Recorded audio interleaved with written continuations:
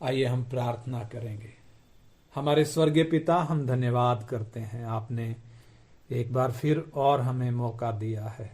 प्रभु, हम आपके वचन के सन्मुख हैं, आपसे प्रार्थना करते हैं प्रभु, आप अपना वचन हमें खोल कर दें प्रभु, ताकि ये वचन हम सबके लिए आशीष का कारण बने। प्रभु, इस छोटी सभा को आपके हाथ में सौंपते हैं, आपका आत्मा हमें सिखाए, हमारी अगुवाई करे। प्रभु यीशु के पवित्र नाम में मांगते हैं, आमीन आमीन आमीन। हम जो विषय पिछले दिनों से सीख रहे थे उसी में हम आगे जाएंगे। यीशु मसीह के द्वारा जब वो क्रूस पर टंगे हैं, जो 7 वचन कहे गए, हम उनके विषय में सीख रहे हैं। हमने अब तक 2 वचन सीख लिए हैं, जिसमें सबसे पहले जिम्मेदारी का वचन, जब प्रभु यीशु अपनी माता मरियम की जिम्मेदारी अपने प्रिय चेले यूहन्ना को सौंपता है। और दूसरा वचन हमने देखा, यीशु ने जब बोला, हे पिता, इन्हें क्षमा कर, क्योंकि ये नहीं जानते ये क्या करते हैं।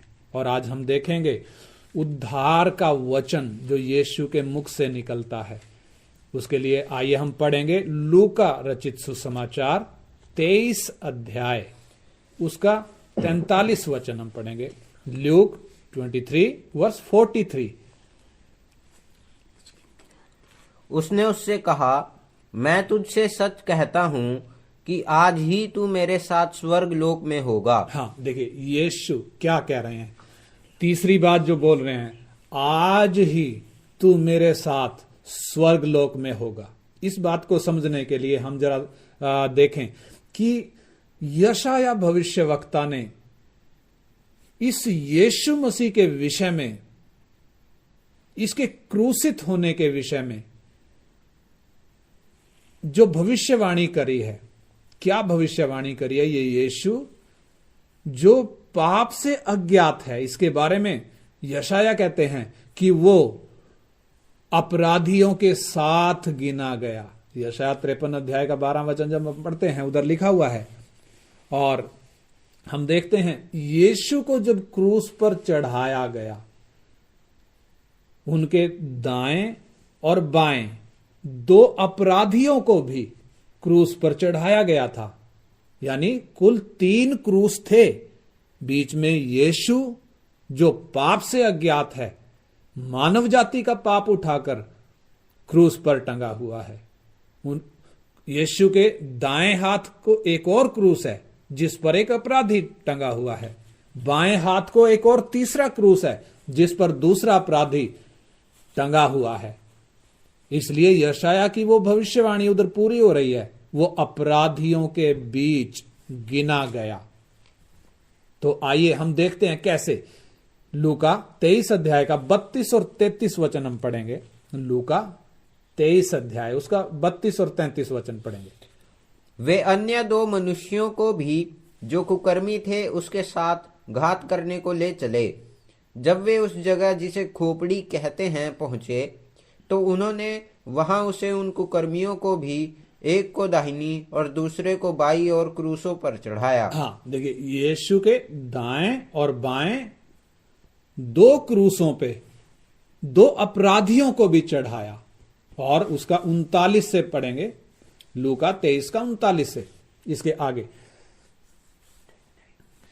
जो कुकर्मी वहां लटकाए गए थे, उनमें से एक ने उसकी निंदा करके कहा, क्या तू मसीह नहीं? हाँ, देखिए उनमें से एक अपराधी क्या बोल रहा है? क्या तू मसीह नहीं? निंदा कर रहा है। यीशु की निंदा करते हुए क्या कह रहा है?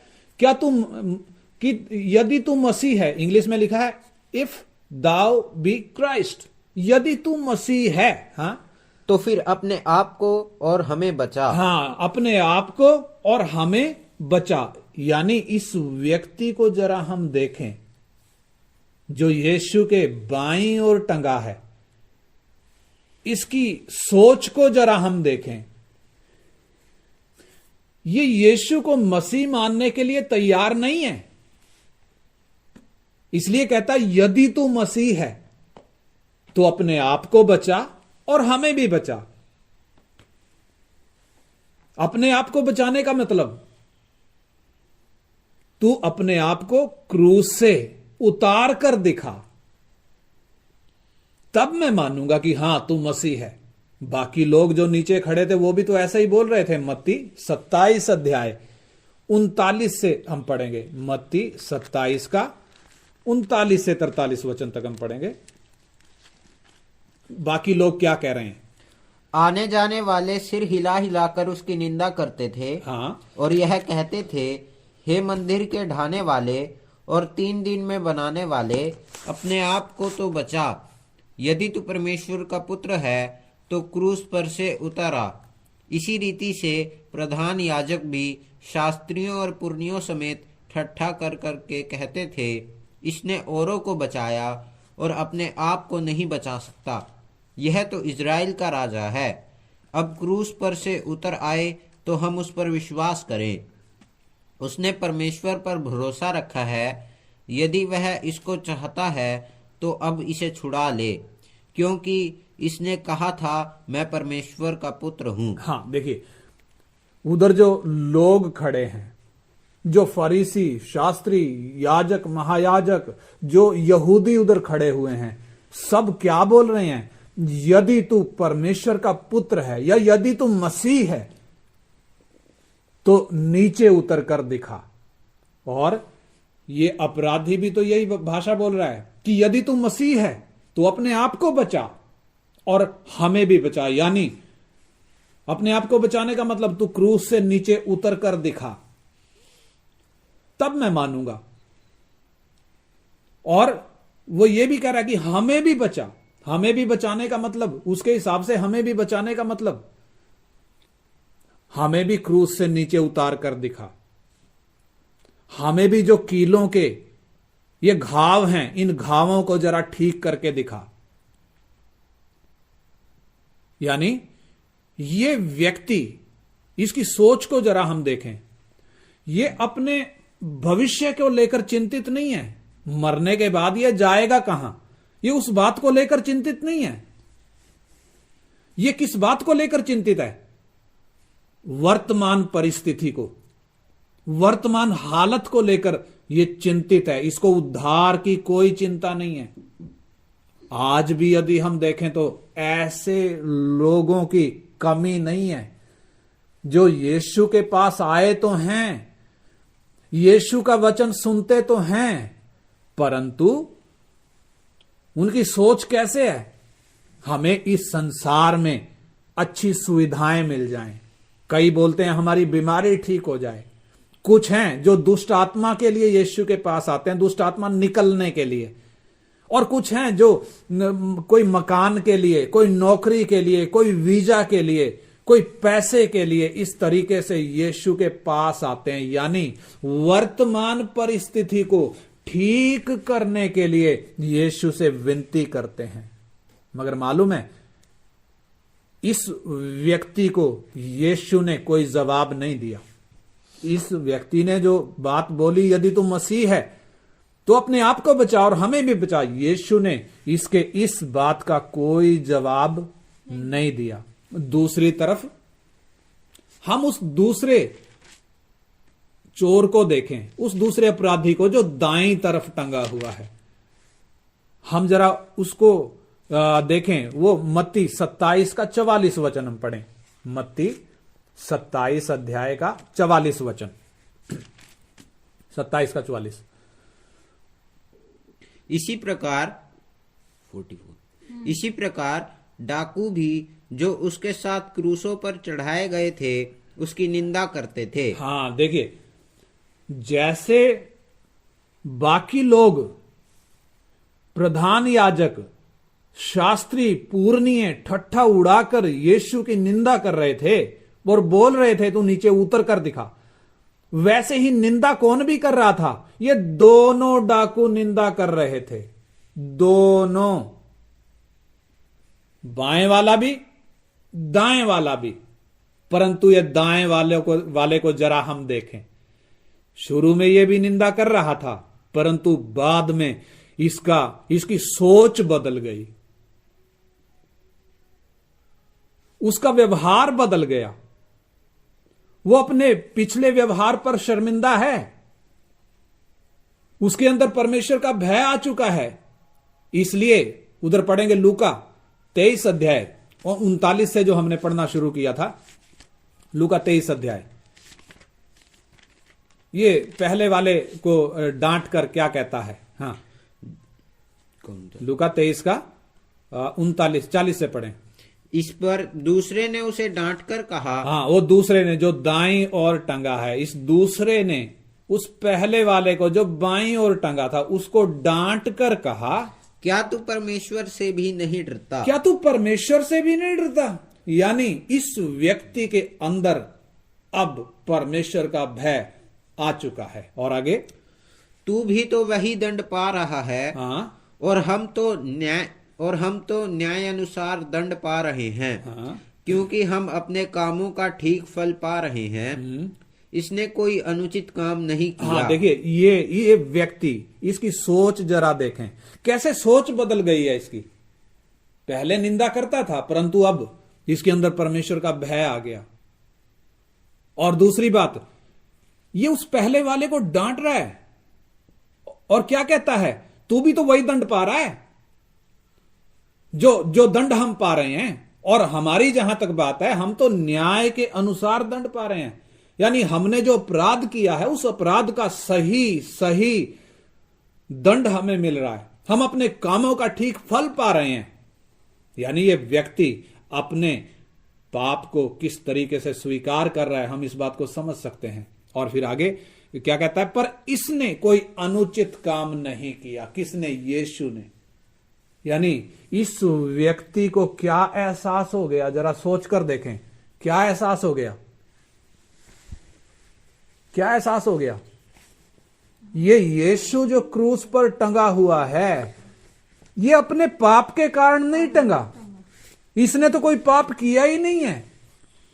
ये तो हम पापियों के बदले में टंगा है। यानी यीशु की निर्दोषता इसको एहसास हो गई। उसका 42। तब उसने कहा, हे यीशु, जब तू अपने राज्य में आए तो मेरी सुधि लेना। हाँ, इधर हिंदी में इस तरीके से लिखा है, परंतु इंग्लिश में जब हम पढ़ेंगे, मूल में जब हम पढ़ेंगे, उधर लिखा है, तब उसने यीशु से कहा, हे प्रभु, जब तू अपने राज्य में आए मेरी भी सुधि लेना। हे प्रभु करके ये अपराधी बोल रहा है। किसको? यीशु को प्रभु करके बोल रहा है। और क्या कह रहा है? जब तू अपने राज्य में आए मेरी भी सुधि लेना। यानी इसको एहसास हो गया है यही है जो उद्धार कर सकता है। और तीसरी बात क्या बोल रहा है? यही है, बेशक आज क्रूस पर टंगा हुआ है, बेशक अभी जान निकलने वाली है, परंतु इसका राज्य आएगा। पहली बात क्या बोल रहा है? ये प्रभु करके पुकार रहा है। दूसरी बात क्या कह रहा है? इसको एहसास हो गया उद्धार इसी के द्वारा है, यही उद्धार करता है। और तीसरी बात क्या इसको एहसास हो रही है? ये बेशक अभी क्रूस पर टंगा है, परंतु इसका राज्य आएगा। इसलिए कहता है कि हे प्रभु, जब तू अपने राज्य में आए तो मेरी भी सुधि लेना। इस पर यीशु का जवाब जरा हम देखें। 43। उसने उससे कहा, मैं तुझसे सच कहता हूं कि आज ही तू मेरे साथ स्वर्ग लोक में होगा। हाँ, यीशु ने इस व्यक्ति के सवाल का जवाब दिया है, इस व्यक्ति की बात का जवाब दिया। पहले वाले की बात का जवाब नहीं दिया जो कह रहा था यदि तू मसीह है तो हमें भी बचा, अपने आप को भी बचा और हमें भी बचा। परंतु ये व्यक्ति दूसरे वाला जो राइट साइड में है, क्या कहता है? हे प्रभु, जब तू अपने राज्य में आए मेरी भी सुधि लेना, मुझे भी याद करना।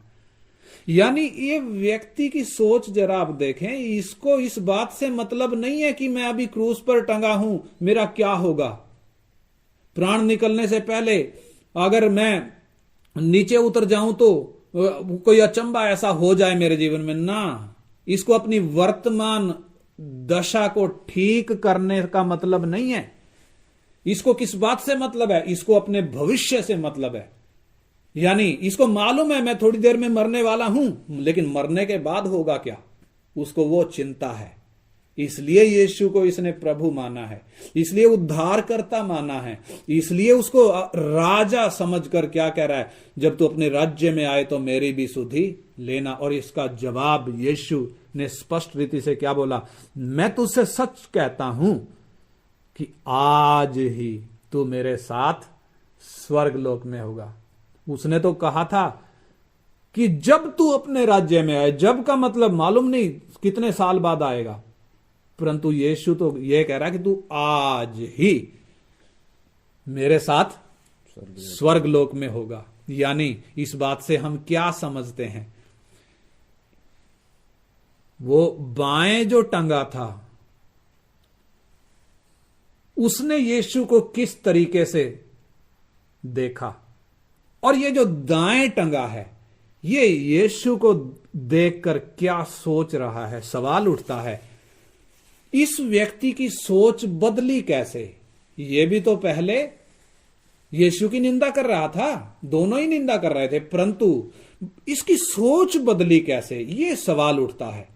और हम जब इस सवाल के बारे में गहराई से देखते हैं कि कैसे इसकी सोच बदली, कैसे इसके अंदर परमेश्वर का भय आया, कैसे इसको अपने पाप का एहसास हुआ, कैसे इसके अंदर वो पश्चाताप की भावना आई, और कैसे इसको एहसास हुआ कि ये यीशु ये तो निर्दोष है, और कैसे ये यीशु को अपना प्रभु और उद्धारकर्ता और राजा करके स्वीकार कर रहा है।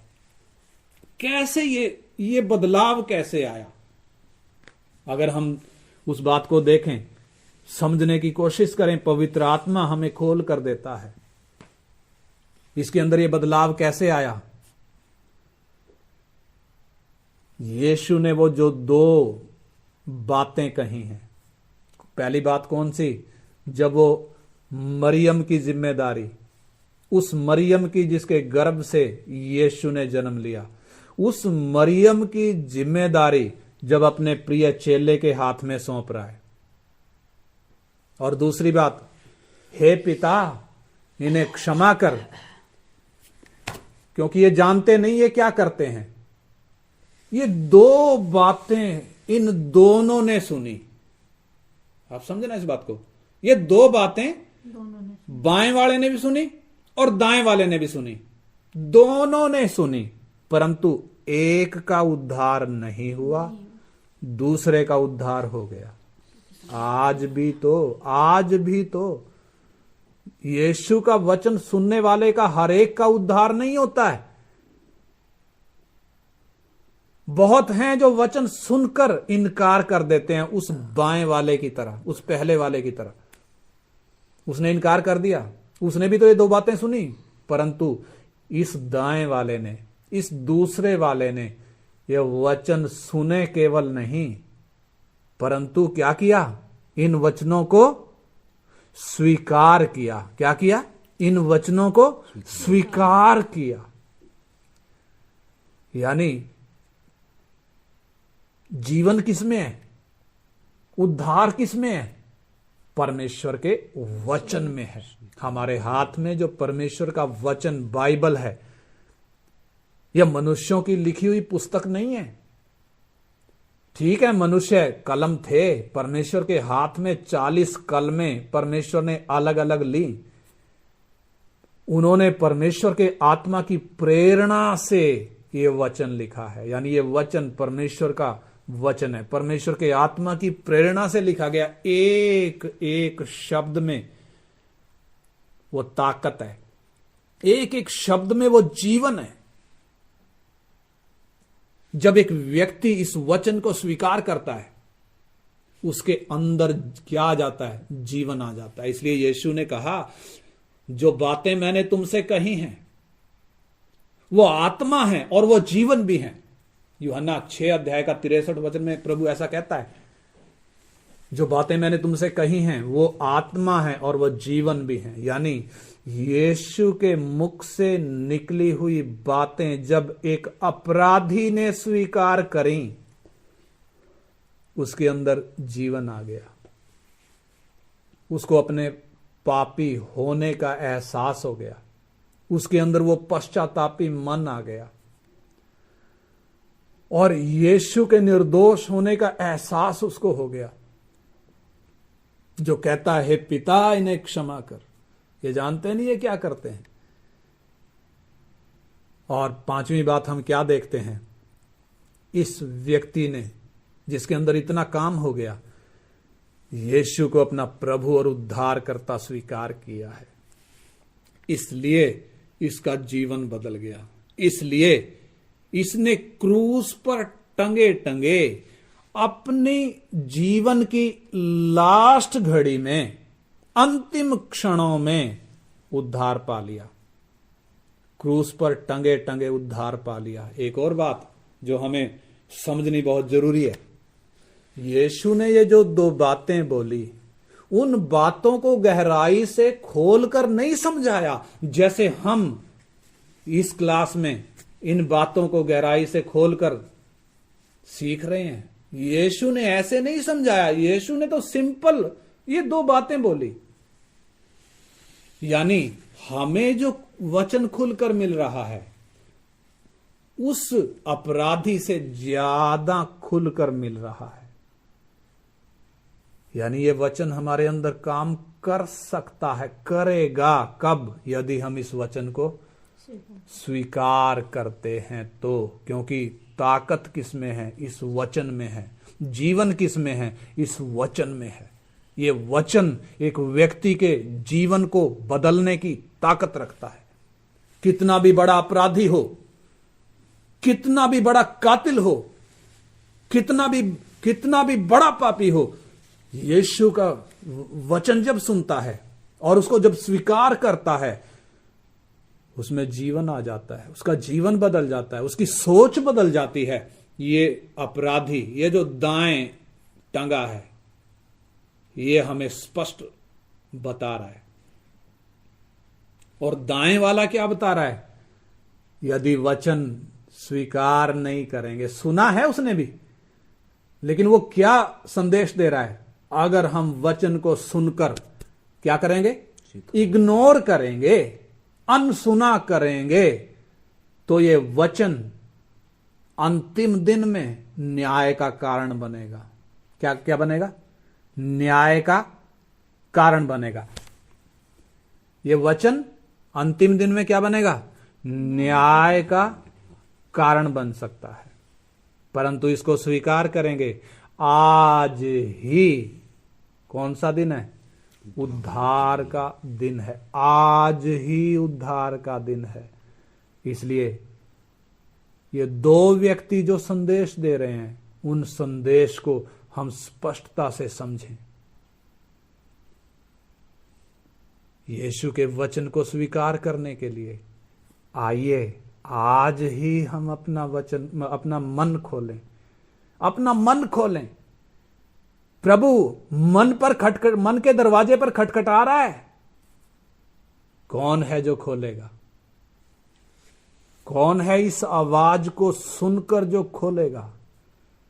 जो अपना मन इस वचन के लिए खोलता है, उस दाहिनी ओर टंगे उस अपराधी की तरह निश्चय आज ही उद्धार पाएगा। आइए हम प्रार्थना करें। हमारे स्वर्गीय पिता, हम धन्यवाद करते हैं प्रभु आपके इस जीवित वचन के लिए, जिसमें जान है प्रभु, जिसमें जीवन है प्रभु, जिसमें ताकत है प्रभु। हम प्रार्थना करते हैं ये वचन एक एक जीवन में कार्य करे। मनों को बांध कर रखने वाली हर एक अंधकार की शक्ति यीशु मसीह के नाम में दूर हटे, ताकि ये वचन एक एक के हृदय में जाए प्रभु, एक एक के जीवन में कार्य करे प्रभु। और ये वचन हर एक के लिए आशीष का कारण बने, किसी के लिए भी न्याय का कारण ना बने प्रभु, हर एक के लिए आशीष का कारण बने। हम ऐसी प्रार्थना करते हैं पिता, यीशु मसीह के पवित्र और सामर्थी नाम में मांगते हैं। आमीन।